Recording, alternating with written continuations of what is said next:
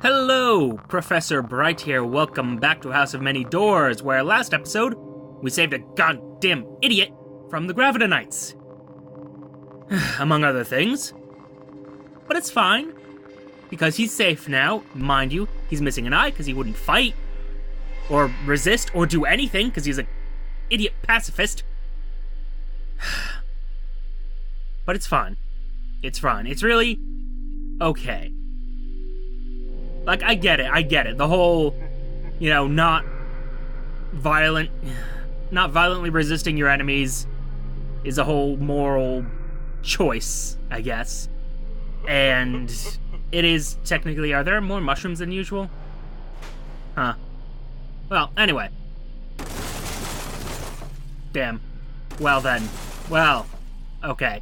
Anyway, as I was saying, yeah. The whole not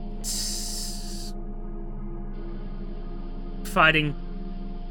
Okay, I'm gonna say that was lag and not just a side effect of us being broken. But yes, not fighting. Not always a good option. Especially when they're trying to kill you. It's fine for protests. But when someone is trying to kill you, or beat you to death, maybe fight back. Just a thought. And oh yeah, we broke as a result of that whole conflict. I am going the wrong way. I want to go back to the City of Keys, because it's relatively close, and we can just, sort of fix our brain. And then from there, we'll probably go after the Prince's Heart. Seems like the thing to do. Now, because I'm slightly mildly clever, chat with Waif, save some money off this. And there we go. We're just, anxious is all. Okay. And you know what? We got current affairs, so why not do that? Alright, so we are back to more or less where we should be. Where was that car char headed anyway, by the way? Side note, wow, we have a lot of apprehensions. But no, let's see here. Bound for Gandala. Okay, so that's reasonable. That's actually fairly reasonable. We can go... What? Hawkers, a gang of feral youths are following you on the rooftops above, shouting and spitting and hurling pieces of slate. One smashes perilously close by your head. The tallest and hungriest of the lot leaps down, a razor in one hand, a stack of newspapers in the other. Read all about it, he snarls through broken teeth. What? Little newspaper boys just threatening you. Oh, wow. That's kind of great. Just buy a bloody newspaper. The hawker gangs are not to be trifled with. The hawker gives you a sickly grin as you pay him for his paper. Next time they won't be so lucky. I mean, it's 10 guineas. Wow, nearly got mugged. Great. This has been a wonderful day so far. Anyway. After all that nonsense, I think we need some rest. And I really should be writing more poems. Mind you, I don't think I'm going to do them all today, just because we'd be here for a good, hour trying to write all these poems. So, let's just write one of each, eh? Sounds reasonable. Write a transcendent ballad, kaleidoscopic, disordered, a poem of refraction and sparking eyes. An ode to the enchanting clock. This grotesque clock in a graveyard dead, I'm driven by this posy to creation and mystique. As high as your friend and as your killer red, the timekeeper of creation is dreaming oblique. Of course. Mind you, that's just 4 lines out of 731 lines split into 17 stanzas. Woof. Woof. I had a lot of time on my hands. Alright, let's see this mournful lament. Flood of words. O unborn power of light, so banished, so slight, I am yoked to this ballad by light and spite. I'm yoked to this ballad by light and shreds. I'm yoked to this ballad by brightness and old dread. I wish I could understand exactly how they programmed this. Because it's all procedurally generated poetry, you see. I wonder if I can dissect the, programming they used to make it. Well, worry about that later. Write a gothic horror, macabre and unsettling, a poem of whispers and cold-cracked stone. As cracked as your lover and as your friend ill, this deadly ritual in a castle unfree. Each girl cried ecstatic and each widow still. The funeral of brightness is watching unfree. Huh. Alright, grand epic, sprawling and mythopoeic, a poem of sundered stone and thunder. The friend of time in gargantuan keys, the devil of legacy is ruling unfree. With crusaders as wise as your vast floor, this fearsome devil in a graveyard poor. Is it just me, or do these all seem the same in structure? O mournful power of grief, so memorable so far, thus the memory spake killing, we shall dance and pay. In ancient time, before wounds did mar, this mournful echo in a castle halfway. I suppose not. Oh, that was something about Founder's Fire? I didn't read the title, but that's where we'll leave the poetry for right now. I could probably... Well, no. Don't want to spend all day on this. Do think we should probably invite Otto in. He's had a rough time, even if part of it is entirely his fault, because he probably could have resisted the Gravenites, but I'm not going to obsess over that too much. Won't criticize too much. Otto makes your hallway look tiny. You reach to shake his hand and find yourself pulled into a hug. I brought ingredients. We shall have a feast tonight. I insist on cooking. No, don't protest, not a word. I would be distraught if I didn't get to investigate your kitchen. The banquet is magnificent. Steamed lamb chops and mustard, 3 delicate slices of blood orange, a leafy explosion of vegetables, a glistening cluster of ink-black grapes. To top it off, he somehow leaves your kitchen cleaner than it was before he started. Aww. See, he's a sweetheart. He's a really great guy. It's just... You gotta fight for yourself, man. He hugs you again before leaving. Ah, well. It's all good. You know what? Just for the sake of not having so many things here, price getting the ghoul prisoner. It didn't work last time we tried, but maybe this time it'll stick. There's that. Let's ponder our unsettling conjectures. This is a good idea. You fret for hours over what you have learned. The implications, if true. Dangerous knowledge. Dangerous, but valuable. And our hideous nightmares. Horrifying ordeals, not hideous revelations that we need. But, still. As far as I know, we don't have any use for disquieting incidents, so... Let me just, get rid of those. And we'll move along. Possibly, sometime, eventually. Wow, I built up quite the stock of those. Our disturbing nightmares, though. Your fevered mind leaps between images. Teeth in the sky, pearl white, mountain-sized, descending. 8 kings and queens at a feast, forcing feathers and sunflowers and dripping meat down their gagging throats. An armored man laying his sword before a swollen ink-black heart.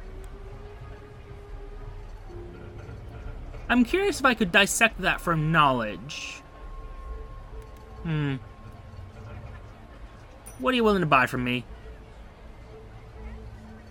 Nothing I'm willing to sell, really. Necrosia, obscene booklets, yeah, nothing I really need. Alright, seeing as we're slightly more insane again, let's fix that. I wonder... the things we could do,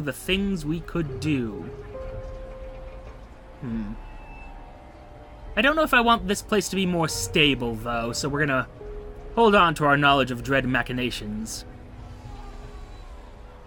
A terrible secret, though. We can do that. A long silence follows your words, broken by the scratching of his pen. And, scandalous gossip. I have no other use for it. Let me see here. I'm curious what our reputation is. Oh, Bishop. The one I didn't save. Well. It's all fine in the end. All will be well. Alright. We are known, at the very least, in the City of Keys. No more, though. Let's head out to somewhere else. North, I believe. Believe that's the way to the Goat Stones? Yes. And we have to go there anyway to get our horrifying ordeal? Hideous revelation? Hideous revelation, that's what it was. Well, there's a little scorpion tank. I'm just gonna keep going. You have fun, though. Ah, dearie dear me. I should really spend these... Oh, and I should have gotten rid of you. But I should really spend these apprehensions. Just don't know what on. Actually, you know what? I know exactly what on. I'm gonna spend it on spirit.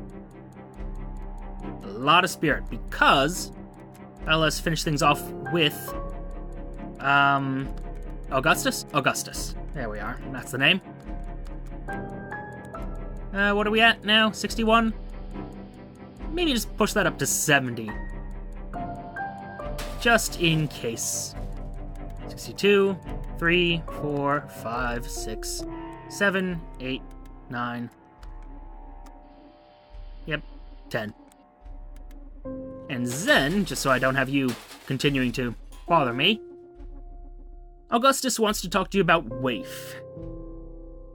We need to decide what we're going to do with Waif, says Augustus. This is not a safe environment for a child. Has she recovered? She seems to have recovered it well, says Augustus. She was very shy at first, but now she simply will not stop asking questions. Noticed that. Where would she be safe? Waif is a visitant, he says, and for just an instant he looks haggard. She came from another world. Our civic duty is to turn her into Kennedy Yard for questioning. Perhaps in time she'll be released and allowed to live a normal life as a citizen. Augustus coughs and doesn't meet your eyes. I heard rumors during my military career, he says. Drugs, mind games, repeated memory theft. I don't believe a word, of course. No. No, we won't be doing that, thank you very much. Oh. This I don't recall. There are those in the City of Keys who will hide visitants from the governor's men. Intriguing. I wonder if there's some way we could get in touch with them.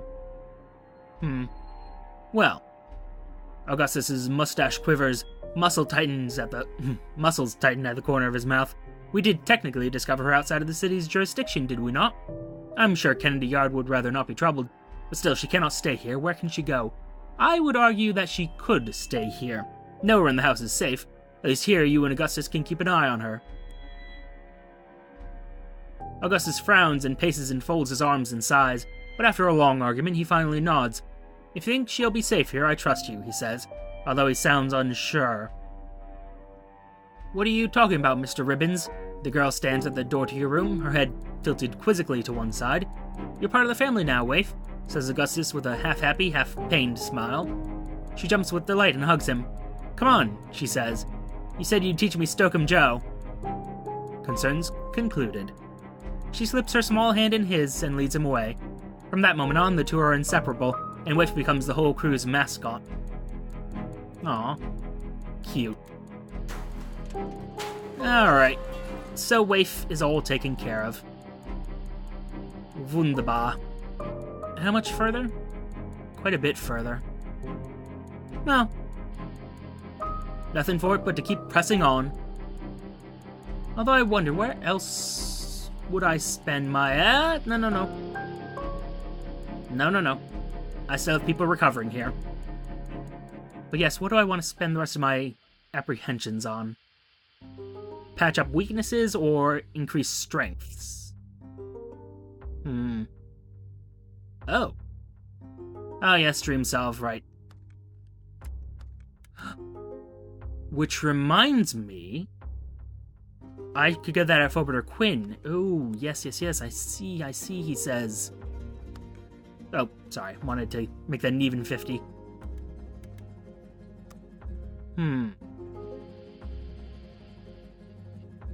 I guess Guile, we use that. Well, Vigilance we use in a lot of things, so. Target practice. All the target practice. Never mind. A little bit of target practice. Some amount of target practice.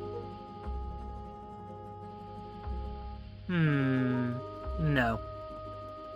Debating if I want to engage in combat, and I really kind of don't at the moment. We still have people who aren't doing too well. I might want to engage with this, though. Shamans of the Goatmen. Yeah. Let's go for this. This is a good choice we are making. No regrets. Alright, let's knock this out.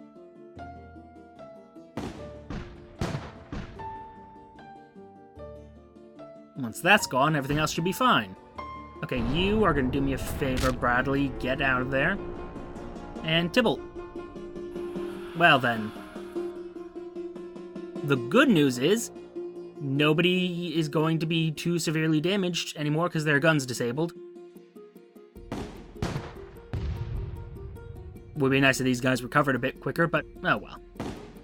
Wait, no, you don't understand. You had your gun disabled, guys. You can't just... Ooh. Nobody dead? Nobody dead? Okay. Oof. That is not ideal. They shouldn't be able to fire it. If they can, I'll just run. Okay, good. Good. Tell you what, though. Not a good idea. No, because they have these guards that they'll probably send over. So best to just kill them. That seems reasonable to me.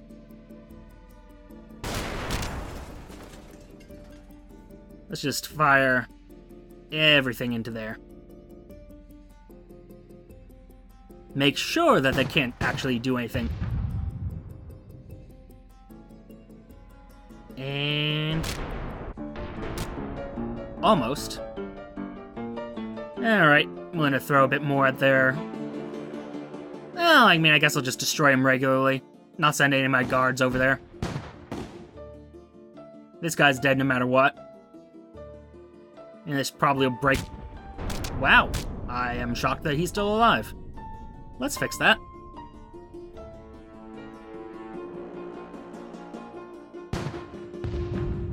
Please kill him.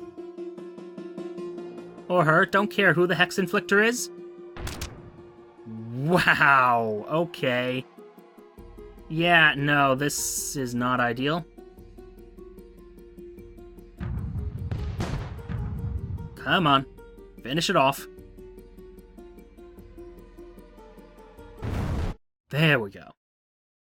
Your final missile shatters the central stone, sending deadly shards raining down around you. Pale goatman bodies fly limply from the wreckage.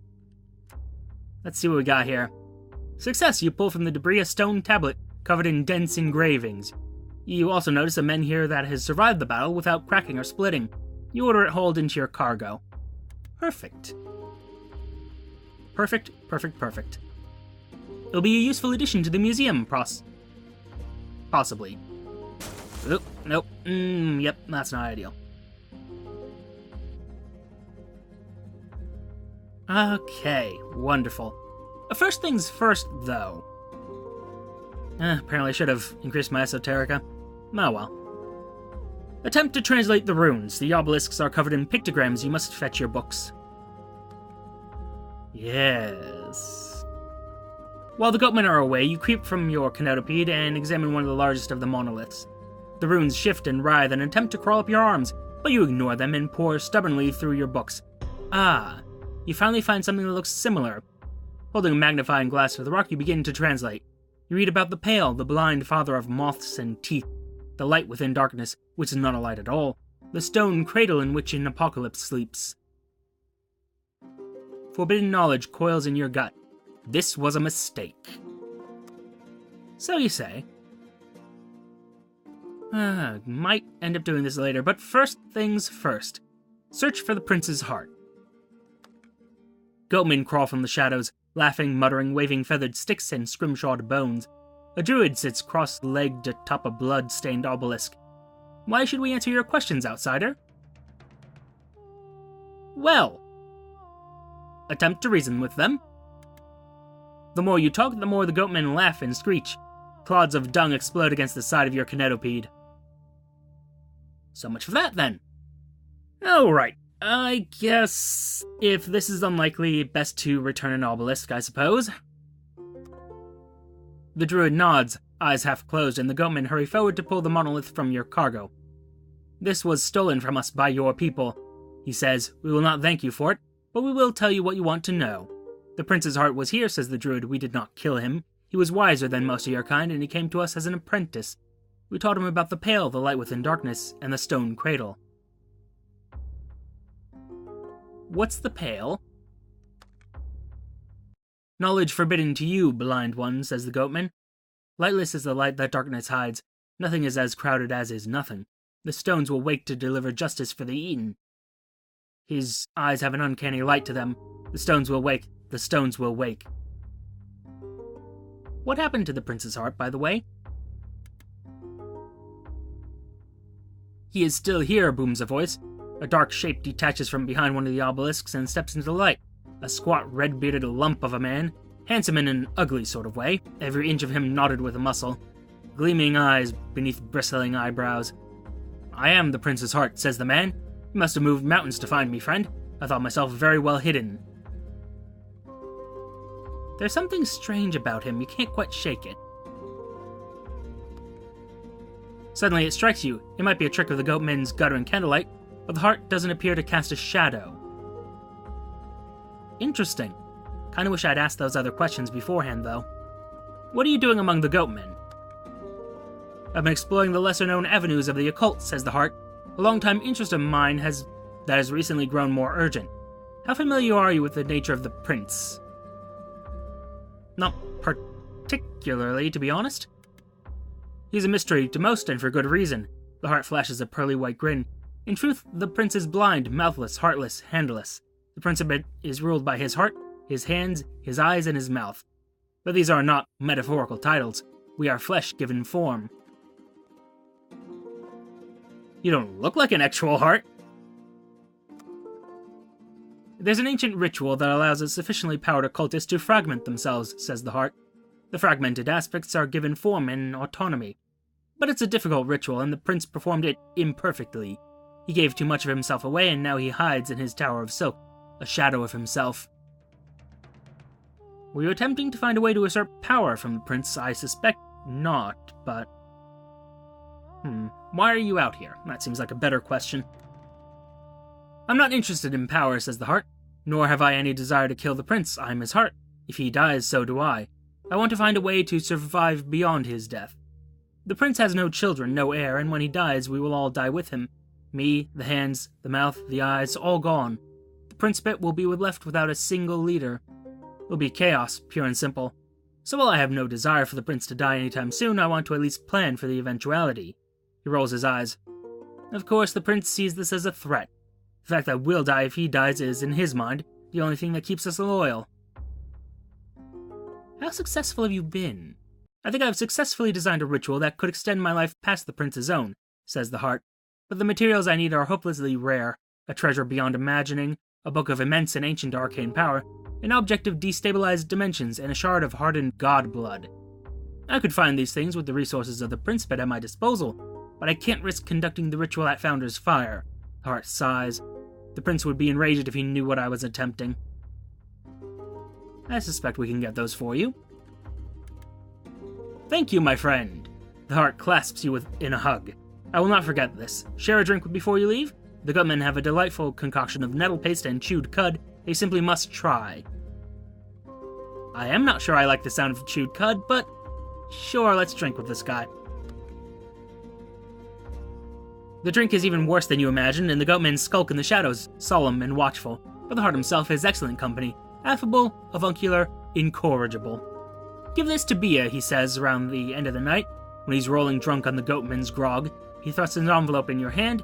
There's something I need her to know. It's important.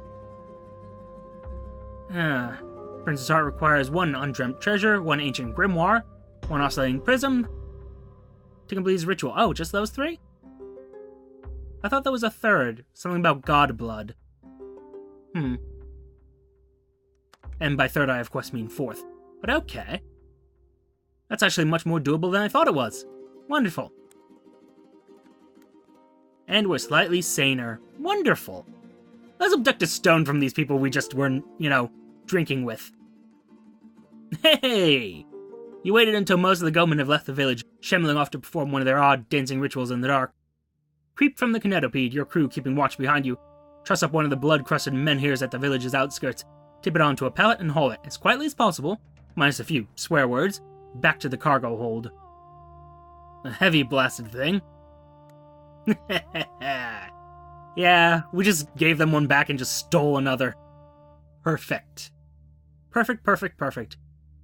Okay. So we need to find our grimoire and an undreamt treasure.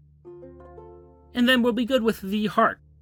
Alright, and hopefully that'll help the Principate because, if all the leaders are dying because the prince dies, that's a bit of a problem. That's a huge problem. Oh dear, you guys don't shop, do you? No, of course. Okay. So next episode... Well, we actually have everything we need. We could build the statue to Abjah, or... What I might do is speak to the angel Zeraphiel. I think that is exactly what we'll do. But that's all a matter for the future. For now, thank you for your time. Note the like, comment, and subscribe buttons below. Use them responsibly. And I will see you all soon. Bye-bye.